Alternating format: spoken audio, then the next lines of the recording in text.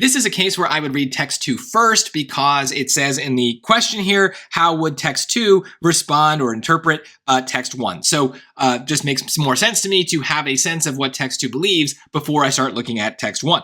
So text 2.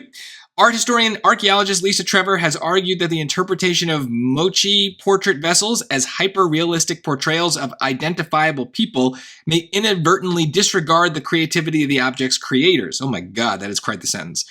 Mochi ceramic vessels, Trevor argues, are artworks in which sculptors could free their imagination using realistic objects and people around them as inspiration to explore more abstract concepts. Okay, so it's, I don't know, it's creative, it's creativity, I don't know. Creativity is important. Creativity good. So there's something also bad here, right? She argued that the interpretation of these portrait vessels as hyper-realistic is bad. So realism or something like it is bad. Creativity is good. I genuinely don't know. Let's look at text 1. Historians studying pre-Inca Peru have looked to ceramic vessels to understand daily life among the Mochi people. These mold-made sculptures present plants, animals, and human faces in precise ways. Vessels representing human faces are so detailed that scholars have interpreted facial markings to represent scars and other skin irregularities. Some historians have even used these objects to identify potential skin diseases that may have afflicted people at the time. So this is saying the realism is good, I guess. So that's what they disagree on.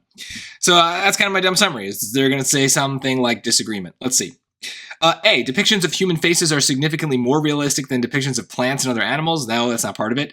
It is likely that some depictions of human faces with extensive markings are intended to portray the same historical individual. No, they never talked about any particular individual at all, so no.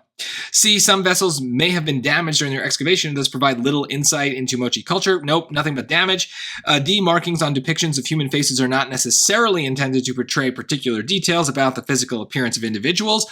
Why? Because it's about the creativity of the artist, right? So D is a good example of a question where, yes, I can understand the passages and prove this correct, but A, B, and C are so bad that you're kind of left with D anyway. So hopefully you get there through kind of both of those. And that is a good reminder that our goal for any reading question, any passage question, is to do two things: to prove the wrong answers wrong and to prove the right answer right. Now, sometimes because of time or just confusing passages, we can't do both of those things, but that is at least the ideal. Here, I feel like very confidently I have done that. But I will say that text 2 is very hard for me to understand at first. So it's a good reason not to reread things. Just get whatever you can out of it, move on, and let the choices help you, because rereading it there would have been a waste of my time.